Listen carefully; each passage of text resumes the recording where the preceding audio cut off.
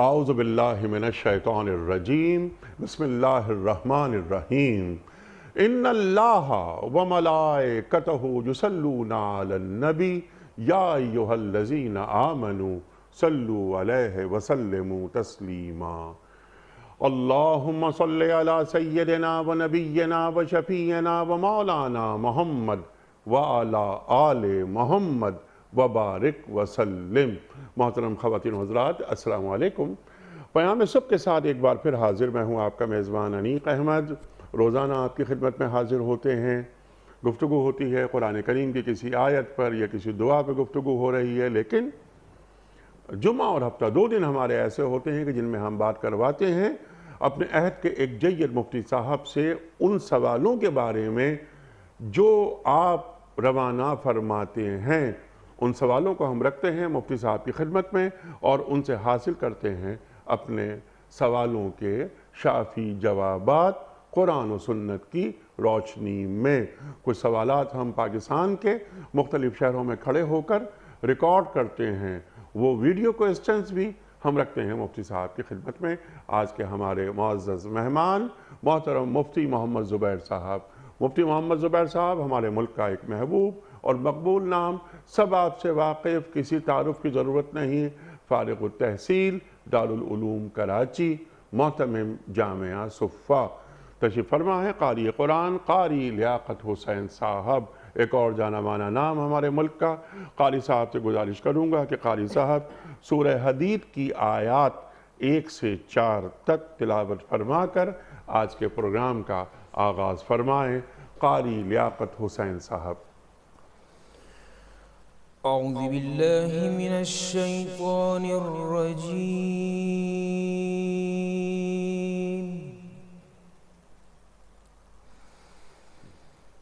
بسم اللہ الرحمن الرحیم، سبح للہ ما فی السماوات والارض،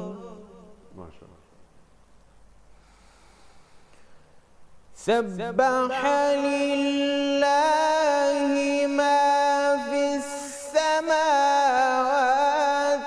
والارض وهو العزیز الحکیم۔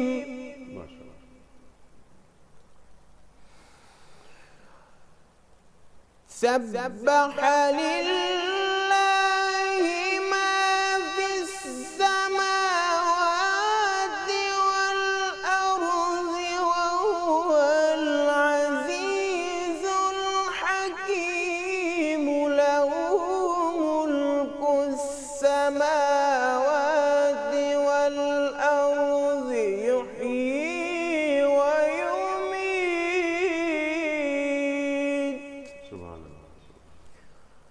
له ملک السماوات والارض یحیی ویمیت وهو على كل شيء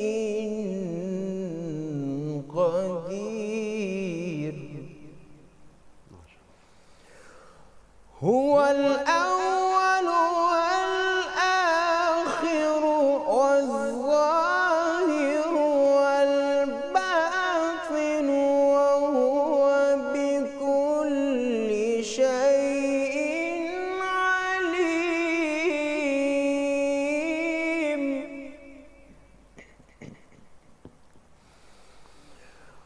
هو الذي خلق السماوات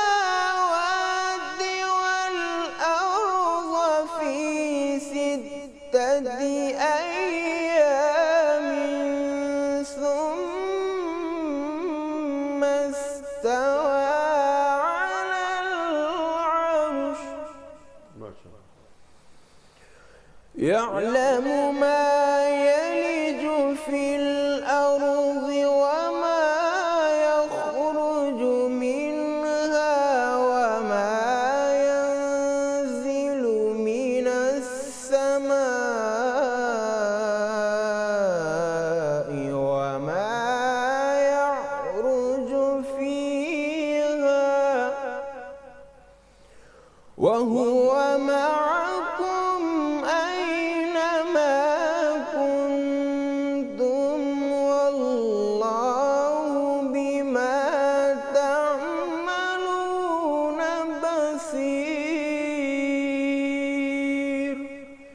صدق اللہ العظیم۔ جزاک اللہ قاری صاحب، سبحان اللہ سبحان اللہ۔ قاری لیاقت حسین صاحب نے سورہ حدید کی آیات 1 سے 4 تک تلاوت کرنے کا شرف حاصل کیا۔ ترجمہ پیش کر رہا ہوں۔ اللہ کی تسبیح کی ہے ہر اس چیز نے جو زمین اور آسمانوں میں ہے، اور وہی زبردست اور دانا ہے۔ زمین اور آسمانوں کی سلطنت کا مالک وہی ہے، زندگی بخشتا اور موت دیتا ہے، اور ہر چیز پر قدرت رکھتا ہے۔ وہی اول بھی ہے اور آخر بھی، اور ظاہر بھی ہے اور مخفی بھی، اور وہ ہر چیز کا علم رکھتا ہے۔ وہی ہے جس نے آسمانوں اور زمین کو 6 دنوں میں پیدا کیا، اور پھر عرش پر جلوہ فرما ہوا۔ اس کے علم میں ہے جو کچھ زمین میں جاتا ہے اور جو کچھ اس سے نکلتا ہے، اور جو کچھ آسمان سے اترتا ہے اور جو کچھ اس میں چڑھتا ہے۔ وہ تمہارے ساتھ ہے جہاں بھی تم ہو، جو کام بھی تم کرتے ہو اسے وہ دیکھ رہا ہے۔ صدق اللہ العظیم۔ خواتین حضرات، مفتی محمد زبیر صاحب کی خدمت میں آج کے پروگرام کے حوالے سے پہلا سوال ہم رکھتے ہیں محمد ابراہیم صاحب لاہور سے۔ مسئلہ ان کا یہ ہے کہ عید الاضحیٰ قربانی مرد میسر نہیں، گھر میں صرف خواتین ہیں، کیا عورت قربانی کر سکتی ہے؟ بسم اللہ الرحمن الرحیم، نحمدہ و نصلی علی رسولہ الکریم، اما بعد۔ شرعاً قربانی کرنے کے لیے مرد یا عورت میں اسلامی نقطہ نظر سے کوئی تفریق نہیں کی گئی ہے۔ ٹھیک۔ اگر شرعی طریقے کے مطابق ذبح کیا جائے اور بسم اللہ یعنی تکبیر پڑھ کر ذبح کیا جائے تو شرعاً ایسا ذبیحہ حلال ہے، چاہے کوئی مرد ذبح کرے یا عورت ذبح کرے۔ لہٰذا انہوں نے جو سوال پوچھا اس کا مختصر جواب یہ ہے کہ عورت جانور ذبح کر سکتی ہے، قربانی کر سکتی ہے، صرف 2 بنیادی شرطیں۔ پہلی شرط تو یہ ہے کہ وہ بسم اللہ اللہ اکبر پڑھے، یہ ظاہر ہے کہ مرد کے لیے بھی شرط ہے اور عورت کے لیے بھی شرط ہے۔ اللہ کا نام لیے بغیر اگر جان بوجھ کر کے جانور ذبح کیا جائے گا تو آپ کو معلوم ہے کہ وہ جانور حلال نہیں ہوتا۔ تو ایک تو بنیادی شرط یہ ہے۔ دوسری بنیادی شرط یہ ہے کہ جو مطلوبہ رگیں ہیں وہ کٹ جائیں، یعنی شرعی طریقے کے مطابق وہ ذبح کرے۔ اگر شرعی طریقے کے مطابق عورت ذبح کرتی ہے تو شرعاً اس میں کوئی حرج نہیں ہے، بلا کراہت جانور حلال ہے، اور شرعاً عورت کا قربانی کرنا، جانور ذبح کرنا بالکل درست ہے۔ البتہ صرف ایک انتظامی بات ہے، یہ تو ہے شرعی مسئلہ۔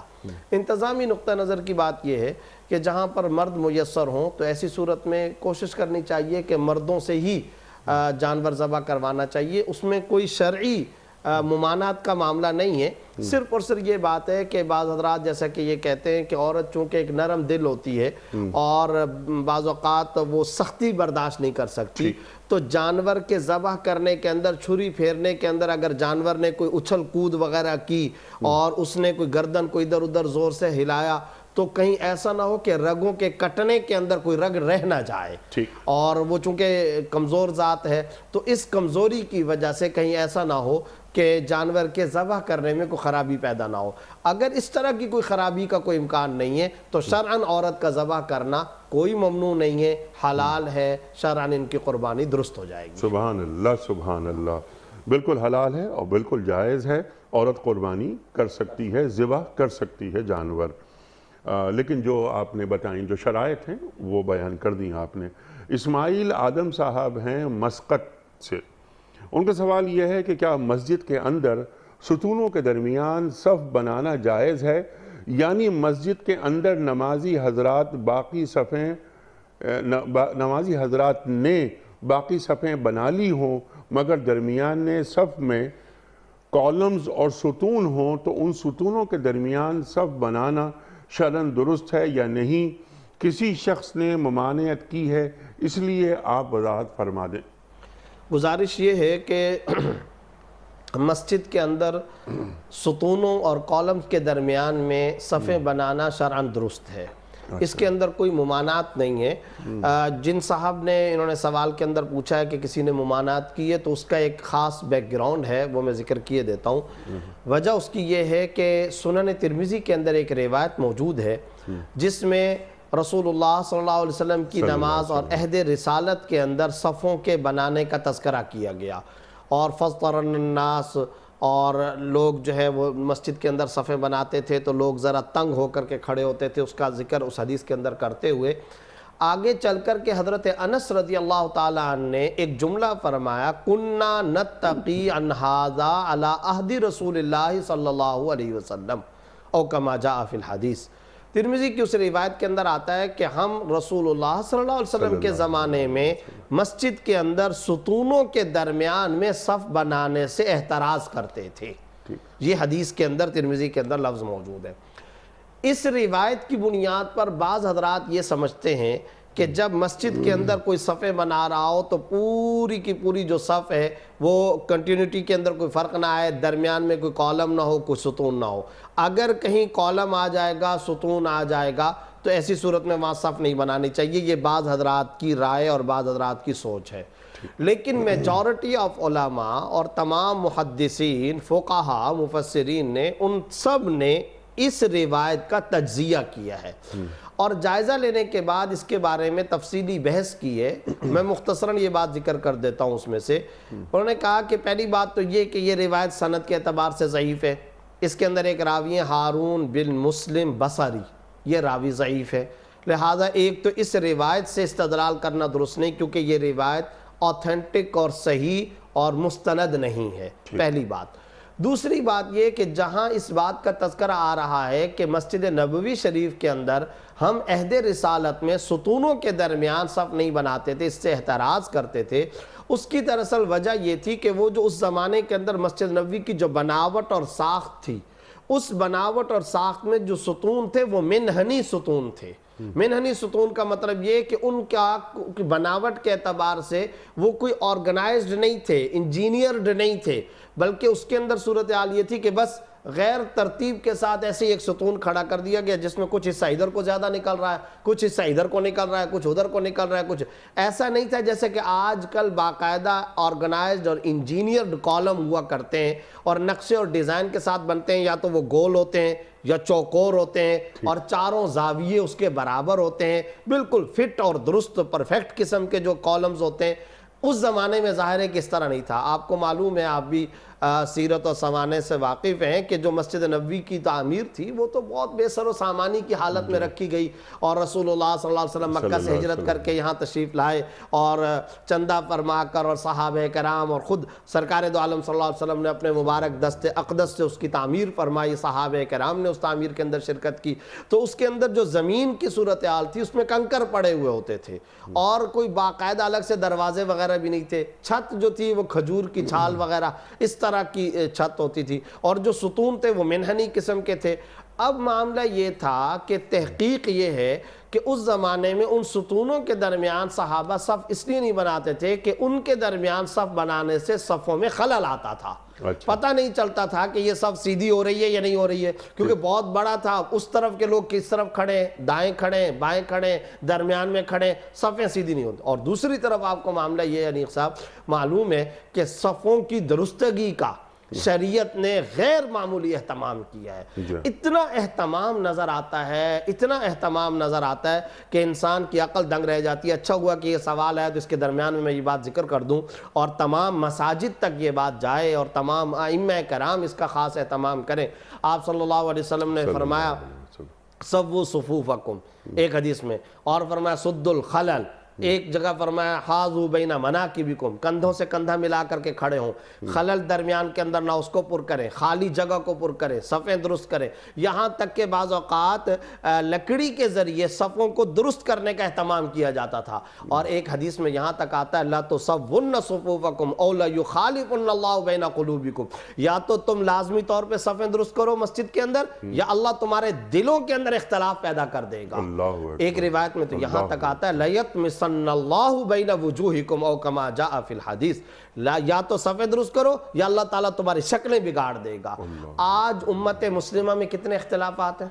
شدید ترین اختلافات ہیں، ہر جگہ تفرقہ بازی ہے، فرقہ واریت ہے، ہر جگہ آپس کے اندر منازع ہے، اختلاف ہے۔ تو اس کے جہاں اور بہت سارے اسباب ہیں، امت کے اہل بصیرت فقہا اور آج کے دور کے ہمارے اساتذہ اور علماء کرام بھی کئی دفعہ اجلاسوں میں اور مدارس کے اندر اور میٹنگز کے اندر، علماء کی میٹنگوں میں بھی یہ بات ذکر کر چکے ہیں۔ اس کا ایک بڑا سبب یہ کہ مسجد کے اندر صفیں درست نہیں ہوتی۔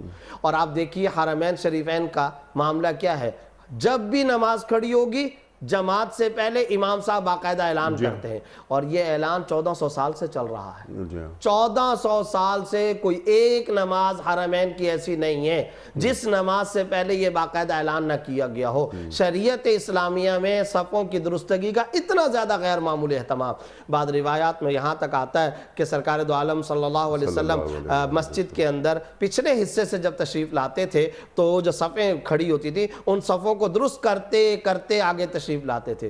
پھر جب مصلی رسول پر سرکار دو عالم صلی اللہ علیہ وسلم آ کر کے کھڑے ہوتے تو باقاعدہ پیچھے متوجہ ہوتے تھے اور صفوں کی درستگی کا جائزہ لیتے تھے، اور کئی لوگوں کو آگے پیچھے دائیں ہو جاؤ، صحیح ہو جاؤ، اس طرح کا باقاعدہ حکم فرماتے تھے۔ اتنا زیادہ غیر معمولی اہتمام ہے۔ تو چونکہ صفوں کی درستگی کا شریعت اسلامیہ میں غیر معمولی اہتمام ہے، اس کی بہت زیادہ ترغیب ہے، تاکید ہے، اس کا مؤکد ترین حکم ہے۔ امت کی صفوں کے درمیان اختلاف پیدا ہونے کا شدید خطرہ ہے اگر صفوں کے اندر خلل ہوا تو۔ ان وجوہات کو سامنے رکھتے ہوئے مسجد نبوی کے چونکہ ستون منہ نہیں تھے، وہ پرفیکٹ قسم کے تعمیر کے اندر نہیں تھے، اس لیے حضرت انس رضی اللہ تعالیٰ نے یہ فرمایا۔ لیکن جہاں تک آج کل کے دور کا معاملہ ہے تو آج کل تو اس طرح کی صورتحال ہے نہیں۔ آج کل تو معاملہ یہ کہ وہ ستون کالم بالکل فٹ ہوتے ہیں اور اس میں صفوں کے درمیان میں خلل کا کسی قسم کا کوئی امکان نہیں ہوتا۔ اس لیے اب تمام کے تمام فقہا کا اس بات پر اجماع اور اتفاق ہے کہ صفوں کے کالموں کے درمیان میں، مسجد کے اندر ستونوں کے درمیان میں صف بنانا بالکل جائز ہے، بلا کراہت جائز ہے۔ اب اس میں شرعاً کسی قسم کا کوئی حرج نہیں ہے۔ ہاں اگر کوئی ایسی مخصوص جگہ ہو جہاں ایسے کالم آ گئے کہ صفوں میں خلل واقع ہوتا ہو تو پھر ایسی صورت میں وہاں پر صف نہیں بنانی چاہیے، لیکن عام طور پر مساجد میں چونکہ اس طرح کا معاملہ نہیں، لہذا اب بغیر کسی کراہت اور ممانعت کے ستونوں کے درمیان صف بنانا شرعاً جائز ہے، اور اس پر سب علماء کا اتفاق ہے، اس میں شرعاً کسی قسم کی کوئی ممانعت نہیں ہے۔ سبحان اللہ، سبحان اللہ، سبحان اللہ، سبحان اللہ۔ اور خلل اگر صف کے درمیان ہو جائے تو کس قدر سنگینی کی بات ہے۔ اللہ اکبر، جو اللہ کے رسول صلی اللہ علیہ وآلہ وسلم فرماتے ہیں۔ اللہ اکبر۔ اچھا، ایک اور بات جو میرے ذہن میں آ رہی تھی کہ اگر خلل ہو تو کیا شیطان جگہ بنا لیتا ہے؟ جی ہاں، یہ بھی بعض احادیث سے پتہ چلتا ہے کہ اس کے اندر شیطانی اثرات آ جاتے ہیں اور شیطان خلل ڈالتا ہے۔ بعض لوگ اس کا مطلب یہ سمجھتے ہیں کہ شیطان نماز پڑھتا ہے، تو بھئی شیطان کے نماز پڑھنے کا کوئی سوال نہیں، لیکن شیطانی خلل آتا ہے۔ اس کا سب سے بڑا ان دا اینڈ رزلٹ تو یہی ہے کہ اس کے نتیجے میں مسلمانوں کے دلوں کے اندر اختلاف پیدا ہوتا ہے، اور یہ تو خود حدیث کے اندر آپ صلی اللہ علیہ وسلم نے فرما دیا ہے، لَيُخَالِفَنَّ اللَّهُ بَيْنَ قُلُوبِكُمْ، اللہ تعالیٰ تمہارے دلوں کے اندر منازع، کجی، کدورت، اختلاف پیدا کر دے گا، تنازع پیدا کرے گا۔ اور آپ کو عریق صاحب یہ بات معلوم ہے کہ رسول اللہ صلی اللہ علیہ وسلم ہر چیز برداشت کر سکتے تھے مگر امت کے درمیان میں توڑ برداشت نہیں کر سکتے، انتشار نہیں ہے، کسی صورت میں انتشار قابل قبول نہیں ہے۔ خلفائے راشدین کا یہ معاملہ رہا، حتیٰ کہ آپ کو یاد ہوگا وہ بڑا عجیب واقعہ حضرت عثمان غنی رضی اللہ تعالیٰ عنہ کا، جس وقت ان کی شہادت کا وقت قریب آیا، اس سے پہلے 40 دن تک گھر کا محاصرہ رہا، مصری باغیوں نے آ کر کے محاصرہ کیا۔ اس وقت بعض لوگوں نے آ کر کے سوال کیا، امیر المومنین پہلے تو انہوں نے ادھر ادھر کے علاقوں پر قبضہ کیا ہوا تھا، اب تو انہوں نے مسجد نبوی کے مصلی پہ قبضہ کر لیا ہے اور وہ نماز پڑھا رہے ہیں، تو کیا ہم ان کے پیچھے نماز پڑھ لیں؟ اس حالت کے اندر بھی عثمان غنی رضی اللہ تعالیٰ نے فرمایا، صلو خلف بر کل بر و فاجر، جو بھی جا کر کے وہاں نماز پڑھا رہا ہے تم اس کے پیچھے نماز پڑھ لو، اللہ اکبر، امت میں انتشار نہ ہو، شذوذ نہ ہو، توڑ نہ ہو کسی صورت کے اندر۔ ایک حدیث میں آپ صلی اللہ علیہ وسلم نے فرمایا، من شذ شذ فی النار، جو امت سے الگ ہو گیا وہ الگ نہیں ہوا، وہ جہنم کے اندر گیا ہے، شذ فی النار، وہ نار کے اندر، آگ کے اندر گیا ہے۔ تو امت میں انتشار نہ پیدا ہو، اور یہ بات کہ اختلاف پیدا ہو جاتا ہے امت کے درمیان کس سبب سے؟ مسجد کے اندر صفیں درست نہ ہونے سے۔ تو آج کے اس پیغام، آج کے اس پروگرام پیام صبح کے توسط سے میں باقاعدہ تمام مساجد کی کمیٹیوں، نمازیوں اور ائمہ کرام سے یہ درخواست کرتا ہوں، اور اچھا ہے کہ یہ پیغام چلا جائے کہ برائے کرم صفوں کی درستگی کا اہتمام کیا کریں اور نماز سے پہلے اس کا باقاعدہ اعلان کریں۔ یہ اعلان سرکار دو عالم صلی اللہ علیہ وسلم کی سنت ہے جو ساری زندگی آپ صلی اللہ علیہ وسلم نے کی، اور اس سنت پر حرمین شریفین میں 1400 سال سے عمل ہو رہا ہے، خلفائے راشدین کا عمل ہے۔ حضرت عمر رضی اللہ تعالیٰ عنہ باقاعدہ صفوں کے اندر چکر لگا کر کے صفوں کی درستگی کا اہتمام کرتے تھے۔ جب شریعت میں اس معاملے میں اس قدر سختی ہے، اتنی تاکید ہے، تو برائے کرم ائمہ کرام کو بھی اس کا اہتمام کرنا چاہیے، مؤذنین مساجد کو بھی، مساجد کی کمیٹیوں کو بھی۔ اس سے دل جوڑیں گے، جوڑ پیدا ہوگا، محبت پیدا ہوگی۔ اگر آپ نے صفوں کے درمیان میں خلل رکھا تو دلوں میں کدورت، بغض اور عناد اور نفرتیں، اختلاف پیدا ہوگا، اور ہم پہلے ہی اس اختلاف کے مارے ہوئے ہیں۔ ہمیں تو سب سے زیادہ اپنی صفوں کے اندر اتحاد پیدا کرنے کی ضرورت ہے۔ اللہ ہمارے درمیان میں جوڑ، محبت اور اتحاد پیدا فرمائے۔ سبحان اللہ، سبحان اللہ۔ اس سے پہلے کہ میں اگلا سوال رکھوں، ایک بات اور ذہن میں یہ آ رہی ہے کہ ہم کبھی کبھار مساجد میں یہ دیکھتے ہیں کہ اگلی صف مکمل نہیں ہوتی کہ اس کی پچھلی جو صف ہے اس میں لوگ آ جاتے ہیں اور اس صف کو مکمل کر دیتے ہیں۔ تو اس سلسلے میں کیا تعلیمات ہیں؟ بالکل صحیح فرمایا آپ نے، صحیح بات کی طرف توجہ دلائی۔ یہ غلط ہے اور یہ بھی خلاف شریعت ہے۔ پہلے اگلی صف پوری کرنی چاہیے۔ اور دیکھیں انیق صاحب، میں آپ کو ایک بات بتاتا ہوں، صفوں کی تاکید دیکھیں۔ جی، اگر کوئی آدمی نماز کی نیت باندھ لے تو کیا نماز کی نیت باندھنے کے بعد، تکبیر تحریمہ کرنے کے بعد، اللہ اکبر کرنے کے بعد، کیا اس کے لیے کہیں آگے پیچھے چلنا جائز ہے؟ نہیں ہے، وہ کہیں نہیں چل سکتا۔ وہیں کھڑے ہو کر کے سکون اختیار کرے، قوموا للہ قانتین، قوموا للہ قانتین، اللہ کے لیے کھڑے ہو جو سکون اختیار کر کے، اللہ کا قرآن کے اندر حکم ہے۔ لیکن اگر اگلی صف میں جگہ خالی ہے، شریعت کا حکم یہ کہ تم چل کر جاؤ اور اگلی صف کو پورا کرو، اللہ اکبر، دوران نماز چل کر کے جاؤ۔ اللہ۔ ہاں، یہ الگ بات ہے کہ آپ اس طرح سے نہیں چلیں گے جیسے کہ عام طور پہ چلتے ہیں، ایک قدم آپ نے اٹھایا پھر آہستہ سے دوسرا قدم اٹھائیں، لیکن اگلی جگہ کو، اگلے صف کے خانہ خالی کو آپ پر کرو، اس جگہ کو پر کرو۔ یہ شریعت کا اتنا زیادہ حکم ہے۔ تو یہ ہے نماز کے اندر کا حکم۔ تو جب تک نماز نہیں شروع کی یا نماز کے اندر آپ نہیں گئے، اس وقت تو آپ کیسے اگلی صف کو خالی چھوڑ رہے ہیں، اور کیسے آپ اس کو خالی چھوڑ کر کے پیچھے صف بنا رہے ہیں؟ بالکل غلط طریقہ ہے، خلاف شریعت طریقہ ہے، خلاف اسلام طریقہ ہے، اور گناہ کا معاملہ ہے۔ ایسا ہرگز نہیں کرنا چاہیے۔ مساجد میں ہم سب مسلمانوں کو اس بات کا بطور خاص اہتمام کرنا چاہیے۔ جزاک اللہ مفتی صاحب، جزاک اللہ، سبحان اللہ، سبحان اللہ۔ اگلا سوال سمپل ایک سوال ہے، یہ سوال بہت آتا ہے ہمارے پاس۔ جنید شاہ صاحب نے یہ سوال بھجوایا کہ کریڈٹ کارڈ کا استعمال شرعاً جائز ہے یا حرام ہے؟ ارشاد۔ گزارش یہ ہے کہ کریڈٹ کارڈ کے بارے میں یہ بات ذہن میں رکھنی چاہیے کہ اصولی طور پر کریڈٹ کارڈ کا استعمال جائز نہیں ہے۔ اصلاً کوشش یہی کرنی چاہیے کہ اس کو استعمال نہ کرنا پڑے اور اس سے اعتراض کرنا چاہیے۔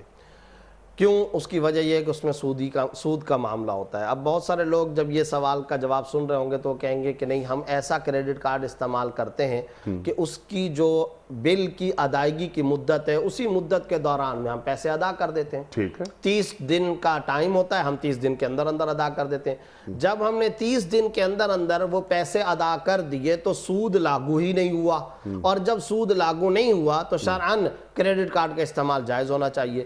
گزارش یہ ہے کہ دیکھیں صحیح مسلم کے اندر جو حدیث آئی ہے، رسول اللہ صلی اللہ علیہ وسلم نے یہ ارشاد فرمایا، لعن اللہ آکل الربا و موکل الربا و کاتبیہ و شاہدیہ۔ اللہ رب العزت کی لعنت ہو سود کھانے والے پر، سود کھلانے والے پر، سود کی لکھت پڑھت کرنے والے اور ایگریمنٹ اور معاہدہ کرنے والے پر، اور اسی طرح چوتھا بندہ جس کا ذکر آپ صلی اللہ علیہ وسلم نے فرمایا، و شاہدیہ، جو اس کے اوپر گواہ بن رہا ہو۔ اور مسلم کی روایت کے اندر ایک عجیب لفظ ہے، یہ حدیث بیان کرنے کے بعد اگلا جو لفظ آپ صلی اللہ علیہ وسلم کا ذکر کیا گیا ہے وہ یہ، وَقَالَ هُمْ سَوَاءٌ، فرمایا یہ سب برابر ہیں گناہ میں۔ یہ لفظ بھی آپ صلی اللہ علیہ وسلم نے بیان فرما دیا۔ تو پتہ چلا کہ یہ 4 کیٹیگریز ہیں، لہٰذا جو ان 4 میں سے کسی کے اندر بھی ملوث ہوگا تو وہ حرام کام کے اندر ملوث ہے، اور یہ شرعاً ناجائز ہے اور حرام ہے۔ کریڈٹ کارڈ کا معاملہ یہ ہے کہ کریڈٹ کارڈ کے ذریعے سے پہلے تو آپ کا بینک کے اندر ایک اکاؤنٹ ہوتا ہے اور اس اکاؤنٹ میں آپ کے پیسے رکھے ہوئے ہیں. بینک والا یا کوئی بھی مالیاتی ادارہ آپ کو وہ بطاقہ اور وہ کارڈ جاری کرتا ہے جس کو کریڈٹ کارڈ کہتے ہیں. آپ اس کے بہاف پر جا کر کے خرید و فروخت کرتے ہیں, خریداری کرتے رہتے ہیں. جب آپ خریداری کرتے ہیں تو بعض اوقات ایسا ہوتا ہے, زیادہ تر تو شروع میں تو یہی ہوتا رہتا ہے کہ آپ کے بینک کے اکاؤنٹ میں جو پیسے وہیں سے پیسوں کی کٹوتی ہوتی رہتی ہے. بعض اوقات ایسا ہوتا ہے کہ وہاں پر پیسے نہیں ہیں یا ڈیبٹ کارڈ کا معاملہ نہیں ہے بلکہ وہ آپ کو ادھار کی سہولت دے رہا ہے. کریڈٹ کارڈ میں عام طور پہ ادھار کی سہولت ہوتی ہے, ادھار کی سہولت وہ دے رہا ہے. 30 دن تک اگر آپ نے پیسے ادا کر دیے بینک کو, اس مالیاتی ادارے کو, تو کسی قسم کا کوئی سود نہیں لگتا. اور جب کوئی سود نہیں لگتا تو ایسی صورت میں ذہن کے اندر یہی سوال آتا ہے کہ کریڈٹ کارڈ کا استعمال جائز ہونا چاہیے. تو اب ذرا یہاں نقطہ سمجھنے کا ہے, یقیناً آپ نے 28 دن میں 29 دن میں اس سے پہلے آپ نے پیسے ادا کر دیے, بل ادا کر دیا, آپ سود کھلانے کے مجرم نہیں ہوئے, سود ادا نہیں کیا اور کسی کو آپ نے سود کی ادائیگی نہیں کی, لہذا اس معاملے سے تو آپ بچ گئے, یہ گناہ تو نہیں ہے. لیکن مسئلہ یہ کہ آپ نے ایک ایگریمنٹ کیا ہوا ہے اس بینک یا مالیاتی ادارے سے کہ اگر میں نے 30 دن تک پیسے ادا نہ کیے تو پھر ایسی صورت میں چارجنگ کے ساتھ, اضافے کے ساتھ, انٹرسٹ اور سود کے ساتھ پیسے ادا کروں گا. یہ جو آپ نے معاہدہ کیا ہوا ہے, یہ معاہدہ, یہ agreement in the light of the Quran و سنت ناجائز اور حرام ہے. یہ معاہدہ ناجائز ہے. تو میں مانتا ہوں اس بات کو کہ آپ پہلے والی کیٹیگری میں نہیں ہے, سود کھانے والا وہ نہیں ہے آپ, دوسری کیٹیگری میں نہیں ہے سود کھلانے والا کیونکہ آپ نے وقت کے اندر پیسے ادا کر دیے, لیکن آپ تیسری کیٹیگری کے اندر آ گئے اور وہ کیا ہے کہ آپ نے ایگریمنٹ کر لیا ہے. تو اگر میرے اور آپ کے درمیان اس طرح کا معاملہ ہو کہ جناب میں آپ کو فلاں ٹائم تک قرضہ ادا کر دوں گا اور اگر میں نے فلاں ٹائم تک آپ کو قرضہ ادا نہ کیا تو پھر میں آپ کو 1000 کی جگہ پر 1200 روپے دوں گا, یہ اگر میں ایگریمنٹ کر لیتا ہوں آپ اور میرے درمیان میں یہ معاہدہ ہو جاتا ہے تو یہ معاہدہ بھی تو حرام ہے. یہ سودی لکھت پڑھتا ہے. جب یہ ایگریمنٹ حرام اور شرعاً ناجائز ہے تو اب ایسی صورت میں چونکہ کریڈٹ کارڈ حاصل کرنے والا شخص اس طرح کا ایگریمنٹ کرتا ہے تو وکاتبی, کتابت والی جو کیٹیگری حدیث مسلم کے اندر آئی ہے اس کے اندر چونکہ یہ آدمی ملوث ہو جاتا ہے, اس لیے منع کیا جاتا ہے کہ کریڈٹ کارڈ استعمال نہ کیا جائے اور اس کو ایشو نہ کروایا جائے. یہ ناجائز ہے, اس سے بچنا ضروری ہے.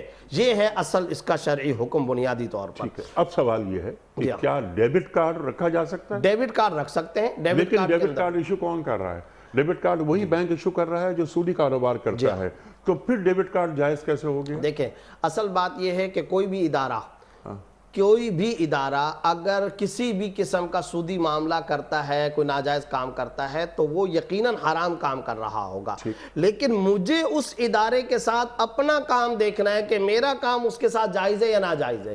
اگر میرا اس کے ساتھ ایگریمنٹ سودی نہیں ہے, میرا اس کے ساتھ کوئی معاملہ ناجائز اور حرام نہیں ہے, تو میرے کام پر کسی قسم کا شرعی طور پر اثر نہیں ہوگا. مثال, آپ موجود ہیں, اللہ نہ کرے آپ سود کا بیاج کا کام کرتے ہوں بالفرض, تو اگر آپ کرتے ہیں زید کے ساتھ, خالد کے ساتھ, عمر کے ساتھ, بکر کے ساتھ, محمود کے ساتھ, یونس کے ساتھ آپ کرتے رہتے ہیں, میں آپ کے ساتھ آتا ہوں, میرا آپ کے ساتھ معاملہ خلاف شریعت نہیں ہے, خرید و فروخت کا کوئی معاملہ ہے, قرض کا لین دین کا کوئی معاملہ ہے, شرعی اعتبار سے میرا اور آپ کا کوئی معاملہ ناجائز نہیں, تو ایسی صورت میں صرف اس بنیاد پر کہ چونکہ آپ لوگوں کے ساتھ ناجائز کاروبار کیا کرتے ہیں تو لہذا میرا اور آپ کا کاروبار اور کام کرنا ناجائز ہو جائے, ایسا نہیں ہوگا. میں اپنے کام کا ذمہ دار ہوں.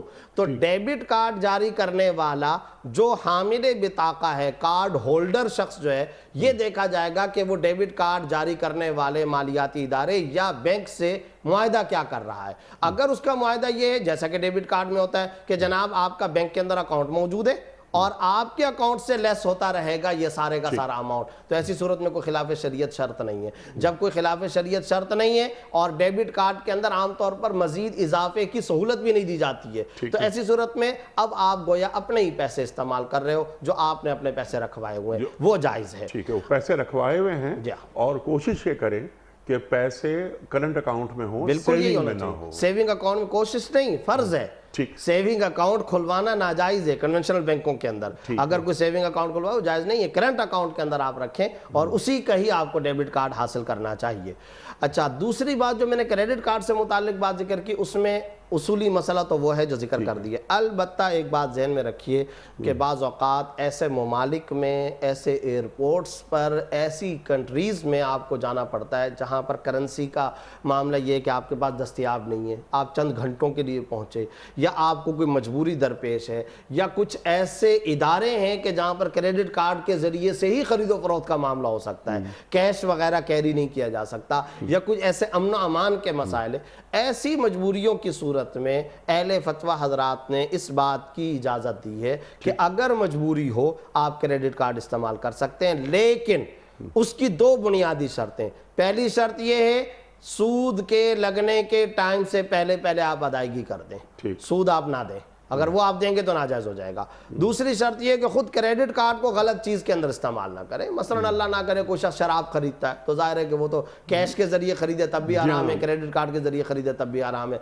तो एक तो ये शर्त है कि वो क्रेडिट कार्ड गलत कामों के अंदर इस्तेमाल ना करे, और दूसरी बुनियादी शर्त है कि सूद के लगने का टाइम ना आए, उस टाइम के आने से पहले पहले वो अपनी अदायगी कर ले, बिल अदा कर दे। इन शराइत के साथ मजबूरी के अंदर क्रेडिट कार्ड इस्तेमाल करने की भी गुंजाइश है। आम हालात में उसको इस्तेमाल करने से बचना चाहिए, एटीएम कार्ड या डेबिट कार्ड को इस्तेमाल करना चाहिए। ठीक है, यानी एटीएम से हम कैश निकाल लें, वो सही, वो आपके अकाउंट से डेबिट होता जा रहा है। कुछ वीडियो क्वेश्चंस वो रखते हैं आपकी खिदमत में, फिर कुछ सवालात यहाँ से लेंगे। जनाब, पहला सवाल मुफ्ती साहब के लिए। अस्सलाम वालेकुम, मेरा आपसे सवाल ये है कि कुर्बानी की क़ज़ा कैसे होगी? अच्छा, क्या कुर्बानी की क़ज़ा होती है? जी हाँ, असल मसला ये है कि अगर किसी शख्स पर कुर्बानी वाजिब है और उसने कुर्बानी नहीं की है तो अब ज़ाहिर है कि उसने एक नाजायज़ काम किया है और हराम काम किया है। कुर्बानी ज़ाहिर है कि उस आदमी पर वाजिब है। आप जानते हैं हर वो आकिल बालिग मुसलमान कुर्बानी के 3 दिनों में जिसके पास कुछ सोना, कुछ चांदी, कुछ नकद रकम, कुछ माल तिजारत या कुछ ज़रूरत से ज़ायद साज़ सामान, इन सब का मजमुआ या इनमें से कुछ कुछ सब मिलाकर अगर ये 52.5 तोला चांदी के बकदर बनता हो, यानी सादा और आसान लफ्ज़ों में 57,500 के बराबर अगर बनता था इस कुर्बानी के मौका पर, तो कुर्बानी वाजिब थी। अब अगर उसने कुर्बानी नहीं की, ये मालियत मौजूद होने के बावजूद, तो उसने एक नाजायज़ काम किया। अब कुर्बानी की क़ज़ा इस तरीके से है कि एक भेड़ या एक मुतवस्सित दर्जे की बकरी की कीमत फ़ुक़रा और मसाकीन पे सदका करना लाजिम है। अच्छा, ये सदका करेगा तो कुर्बानी की क़ज़ा हो जाएगी, और अगर ये सदका नहीं करेगा तो गोया वो जो वाजिब उसके ज़िम्मे था वो बहरहाल उसके ज़िम्मे रहा, और वो उसने वाजिब अदा नहीं किया तो उसकी वजह से वो गुनाहगार होगा कुर्बानी के दिनों के गुजर जाने के बाद। हाँ, ये याद रखिए कुर्बानी के दिनों में कीमत और पैसा सदका करना नहीं चलेगा, ठीक, उसमें कुर्बानी का जानवर ही ज़बा करना ज़रूरी है कुर्बानी के 3 दिनों में।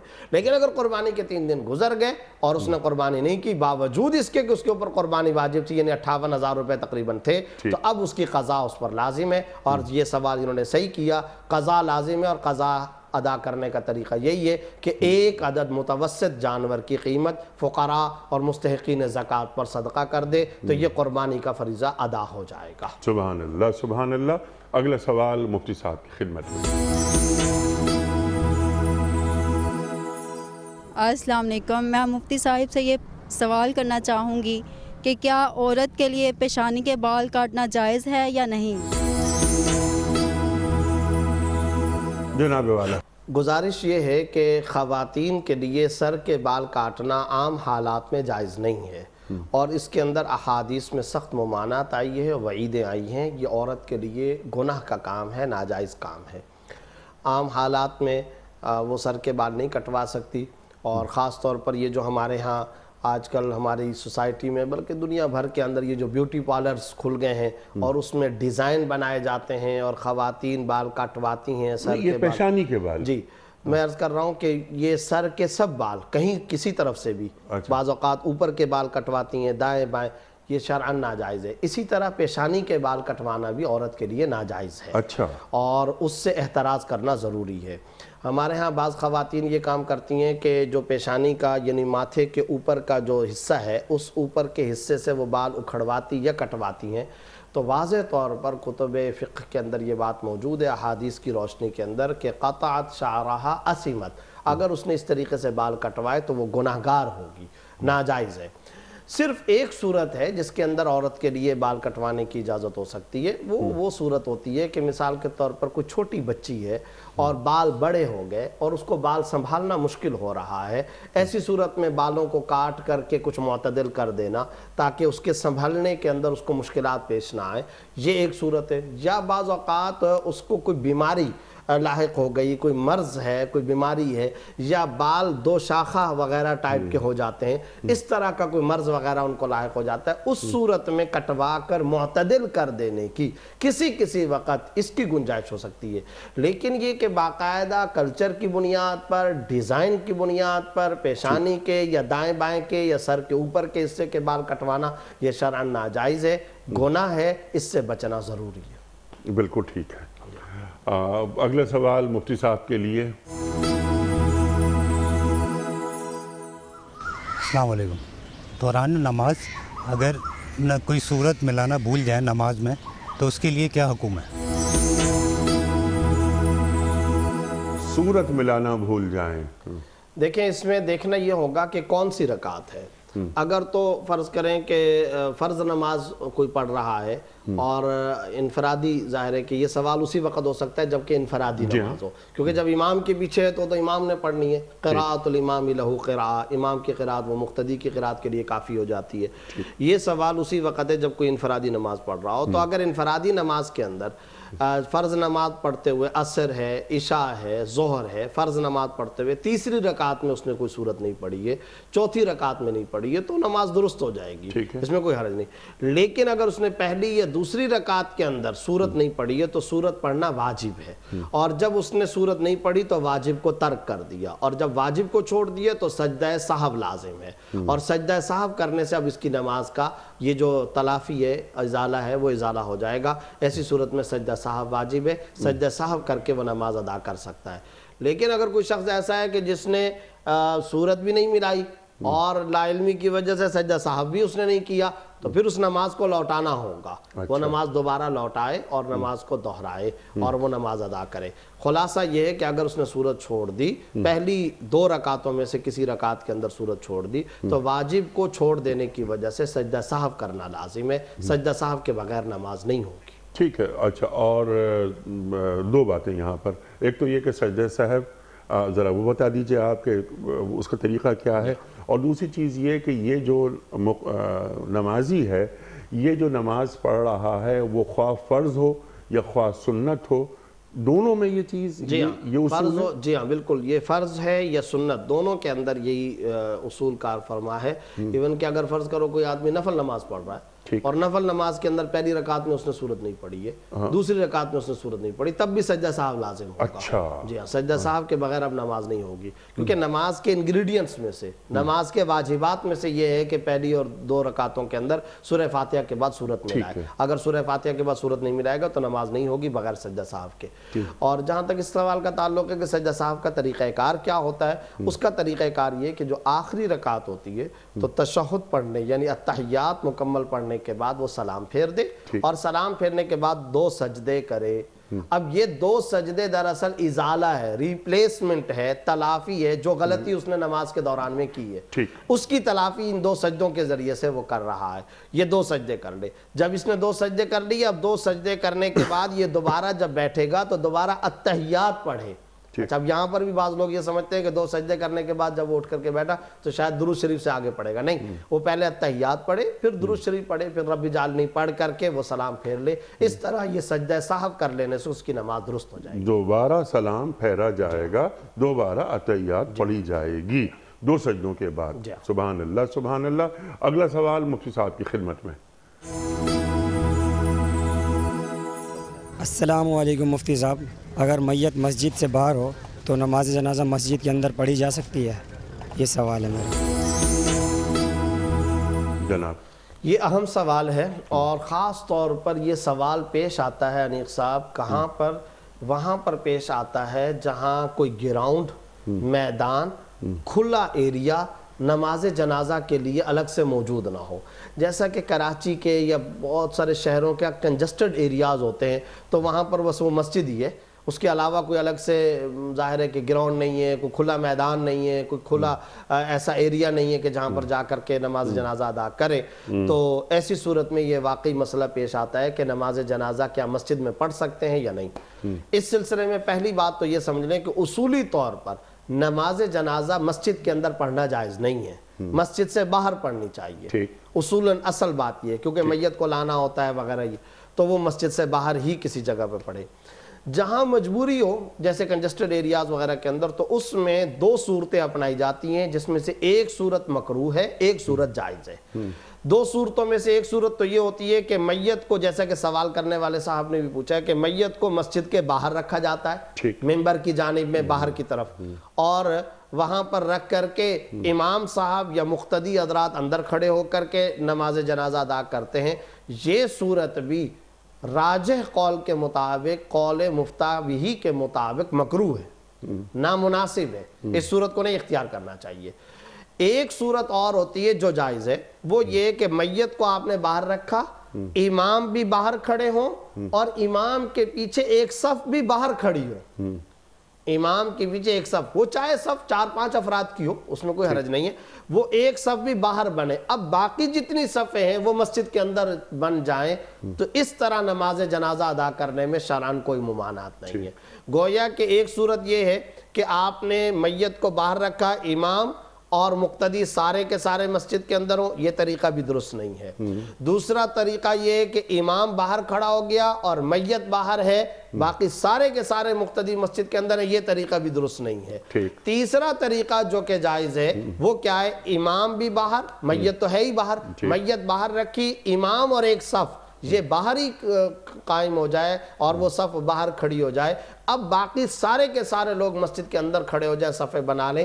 یہ صورت بلا کراہت شرعاً درست ہے. اس طریقے سے اگر کوئی نماز جنازہ ادا کرتا ہے تو شرعاً اس میں کوئی حرج نہیں ہے، یہ درست ہے. اور صف بنانے کے اندر یہ شرعاً کوئی ضروری نہیں ہے کہ لمبی چوڑی پوری باہر صف کھڑی ہو، بلکہ 5-4 افراد کی بھی اگر صف بن جائے، امام کے پیچھے وہ کھڑے ہوں تو وہ بالکل درست ہے، اور اس طرح نماز جنازہ ادا کر سکتے ہیں. اور ساتھ ساتھ یہ بات بھی ذہن میں رکھیے کہ نماز جنازہ کے اندر صف بنانے کے لیے تو مسجد کی جو نماز کی صفیں ہوتی ہیں اس طریقے سے تو بنانا ضروری بھی نہیں ہے. آپ 3 صفیں ایک صف کے اندر بھی بنا سکتے ہیں، کیونکہ اس میں رکوع تو ہے نہیں، سجدہ بھی نہیں ہے. جب رکوع نہیں ہے، سجدہ نہیں ہے، صرف کھڑا ہونا ہے، تو وہ آپ اس طریقے سے امام کے بالکل پیچھے ایک صف باہر بنا سکتے ہیں. اس طریقے سے اگر آپ صف قائم کر کے نماز جنازہ ادا کریں تو یہ شرعاً درست. سبحان اللہ، سبحان اللہ. اچھا، بالکل آخری وقت پروگرام کا میں چاہتا ہوں کہ آپ اختصار کے ساتھ یہ فرما دیجئے کہ نماز جنازہ کی اہمیت کیا ہے. لوگ عام طور پر غیر اہم سمجھ کر چلے جاتے ہیں مساجد سے، ہم اور آپ دیکھ رہے ہیں، جبکہ ہم اپنے بچپن میں دیکھتے تھے کہ نماز جنازہ کو اہمیت دی جاتی تھی. پھر بہت سے افراد قبرستان بھی جاتے تھے اور تدفین تک ساتھ رہتے تھے. آج بہت ہوا تو نماز جنازہ پڑھ لی، قبرستان تک نہیں جایا جاتا. اس کی اہمیت اللہ کے رسول صلی اللہ علیہ وآلہ وسلم کیا فرماتے ہیں؟ گزارش یہ ہے کہ نماز جنازہ کی غیر معمولی اہمیت ہے. مسلم کے اندر حدیث میں آپ صلی اللہ علیہ وسلم نے مسلمان پر 5 حق گنوائے ہیں. حق المسلم علی المسلم 5، رد السلام، عیادت المریض، اتباع الجنائز و اجابت الدعوہ و تشمیت العاطس. اچھا، اب آپ یہاں قابل غور نقطہ دیکھیں. ایک حق مسلمان کا مسلمان پر سلام کا جواب دینا، اسی طریقے سے چھینک کا جواب میں یرحمک اللہ کہنا، دعوت قبول کرنا، بیمار ہو جائے بیمار پرسی کرنا، مزاج پرسی کرنا، عیادت کرنا. اور ایک لفظ آپ صلی اللہ علیہ وسلم نے فرمایا اتباع الجنائز، قیام الجنائز نہیں، صلاۃ الجنازہ نہیں. اتباع کا مطلب ہے پیچھے چلنا، جنازے کے ساتھ ساتھ چلنا. یہ مسلمان پر حق ہے. اگر کوئی نہیں ادا کرتا گویا حق تلفی اس نے کی ہے. اور نماز جنازہ فرض کفایہ ہے. فرض کفایہ کا مطلب یہ کہ اگر کوئی اس کو نہیں ادا کرے گا سارے محلے والے گناہگار ہوں گے، گویا سارے محلے والے ناجائز اور حرام کے مرتکب ہوئے. اور دیکھیے آپ صلی اللہ علیہ وسلم نے ایک موقع پر نماز جنازہ کی فضیلت بیان فرمائی، پھر نماز جنازہ کے بعد قدم اٹھانے کی فضیلت بیان فرمائی، ساتھ چلنے کی فضیلت بیان فرمائی، تجہیز و تکفین اور قبرستان تک جانے کی فضیلت. اتنے سارے درہم خرچ کرنے کا ثواب ملتا ہے، اتنے گناہ معاف ہوتے ہیں، اتنی نیکیاں بڑھتی ہیں۔ ایک صحابی بیٹھے ہوئے تھے، انہوں نے زبردست پچھتاوے کا اظہار کیا، اور یا رسول اللہ ہمیں تو معلوم نہیں تھا، ہم تو اتنے سارے پیسے گویا کہ ضائع کر چکے، اتنی ساری نیکیاں ہم نے ضائع کر دی، اتنے سارے گناہ ہم نے معاف کروانے تھے وہ ہم نے نہیں کروائے، کیوں؟ اس لیے کہ ہمیں اس اجر و ثواب کا پتہ نہیں تھا۔ تو آج صورتحال یہ ہے کہ ہم اس وقت مادہ پرستی کے اس مشینی دور سے گزر رہے ہیں کہ نفسا نفسی کا عالم ہے۔ تو بھائی یہ موقع جو آج کسی اور پر آیا ہے کل آپ پر بھی آئے گا۔ ہاں آپ نے مرنا ہے، سب نے مرنا ہے، دنیا بہت مختصر ہے، یہ زندگی جو کچھ ہے یہ پانی کا بلبلا، اور یہ سانس چانس کا نام ہے، موت کنفرم اور اٹل حقیقت ہے۔ عجیب بات ہے، لوگوں کے جنازے بھی اٹھاتے ہیں، تجہیز و تکفین گھر کے سامنے جا کر کے کھڑے ہوں گے، لیکن دماغوں میں کیا بیٹھا ہوا ہے؟ وہ مر گیا ہے، میں تو نہیں مروں گا، وہ مرا ہے نا، فلانا خاندان کا بندہ مر گیا، وہ مر گیا، وہ مرا، اور پھر فوراً اپنے دل کو تسلی دینے کے لیے اچھا ان کو کیا ہوا تھا؟ کیوں؟ اس کا مطلب یہ کہ اپنے دماغ کو دل کو یہ تسلی دے رہے ہیں ہاں کوئی بیماری ہو گئی ہوگی، ایکسیڈنٹ ہو گیا ہوگا، حادثہ ہو گیا ہوگا، حالانکہ موت کے لیے ان میں سے کوئی چیز شرط نہیں ہے۔ صحت مندوں سے بھی قبرستان بھرے ہوئے ہیں، بڑھاپا بھی شرط نہیں ہے، جوانوں سے بھی بھرے ہوئے ہیں، عورت اور مرد ہونا بھی شرط نہیں، نہ بچہ ہونا شرط ہے، نہ جوان اور بوڑھا ہونا شرط ہے، یہ ساری کی ساری اللہ کے ہاں کوئی حیثیت نہیں رکھتے ہیں۔ موت کنفرم اٹل حقیقت ہے۔ اگر تم چاہتے ہو، اور ایک عجیب بات بتاؤ، ایک ولی اللہ کا ایک جملہ ہے کہ تم نماز جنازہ میں اس نیت سے شرکت کرو کہ کل کو تمہارے جنازے کے اندر بھی لوگ شرکت کریں، اور جب تم یہ نیت لے کر کے جاؤ گے تو پھر ایک موقع ایسا آئے گا کہ وہ جو اجر و ثواب، خطاؤں کا معاف ہونا، گناہوں کا دھلنا، نیکیوں کا بڑھنا، کئی درہم صدقہ کرنے کا اجر و ثواب وہ تو ملے گا، لیکن تمہارا خاتمہ بھی خیر کے ساتھ ہوگا، حسن خاتمہ تمہیں نصیب ہوگا، تمہارے لیے بھی لوگ دست بدعا ہوں گے، تمہارے جنازے کے اندر بھی شرکت کریں گے، تمہیں بھی اپنے کندھوں پر اٹھانا سعادت سمجھیں گے، تمہاری نماز جنازہ بھی آ کر کے پڑھیں گے۔ تو اس کے لیے ضروری ہے کہ آج ہمیں دوسروں کا یہ حق ادا کرنا چاہیے۔ سبحان اللہ، سبحان اللہ۔ اور قبرستان ویسے بھی جانا چاہیے، اللہ کے رسول صلی اللہ علیہ وسلم کا ارشاد ہے، اللہ اکبر۔ تو جنازہ ہے، ایک موقع ملا ہے، یعنی ایک موقع کہ آئیے ہم جائیں قبرستان اور دیکھیں، قبروں کو دیکھیں، جیسا آپ نے بات فرمائی نا کہ میرا جنازہ اس میں بھی لوگ آئیں، تو یہ جو قبرستان آباد ہے تو اس میں پتہ نہیں کون سی قبر ہے میری، یہاں اس کا حصہ میں بھی بنوں گا، تو یہ ذہن میں رہے۔ تو وہ انسان بہت بڑا منصوبہ ساز ہے، سب کچھ رکھتا ہے اپنے منصوبوں میں، لیکن موت کو بھول جاتا ہے۔ اللہ جبکہ سب سے زیادہ اٹل منصوبہ وہی ہے، اور وہ اللہ کا منصوبہ ہے جس کے اندر کسی قسم کی نہ تاخیر ہو سکتی ہے اور نہ کینسلیشن ہو سکتی ہے۔ جی ہاں، سبحان اللہ۔ ایک مہلت ہم سب لکھوا کے لائے ہیں۔ مفتی صاحب میں آپ کا بڑا شکر گزار، آپ تشریف لائے۔ قاری صاحب بڑا ممنون آپ تشریف لائے۔ خواتین حضرات، اللہ تعالی ہمارے علماء کو سلامت رکھے، تشریف لاتے ہیں اور ہمارے اور آپ کے پوچھے گئے سوالات کے شافی جوابات قرآن و سنت کی روشنی میں عطا فرماتے ہیں۔ جمعہ اور ہفتہ یہ 2 دن سوال و جواب کے لیے ہم نے مختص کیے ہوئے ہیں، آپ اور ہم جانتے ہیں، کیونکہ ہمارا یہ ایمان ہے کہ انفس و آفاق کا کوئی ایک مسئلہ بھی ایسا نہیں کہ جس کا حل ہمارے دین کے پاس نہ ہو، بس اہل ذکر کی خدمت میں حاضری ضروری ہے۔ وقت مکمل ہوا، آپ اور ہم جانتے ہیں کہ پیام صبح کا اختتام ہوتا ہے روزانہ ایک قول پر، اور وہ قول ہوتا ہے صاحب نہج البلاغہ امیر المومنین حضرت علی مرتضیٰ کرم اللہ وجہہ کا۔ آپ فرماتے ہیں کہ متقی وہ ہے جو گناہوں سے بچے، اور پاک وہ ہے جو عیبوں سے پاک ہو۔ متقی وہ ہے جو گناہوں سے بچے، اور پاک وہ ہے جو عیبوں سے پاک ہو۔ سبحان اللہ، سبحان اللہ۔ اپنے میزبان انیق احمد کو کل تک کے لیے اجازت، خدا حافظ۔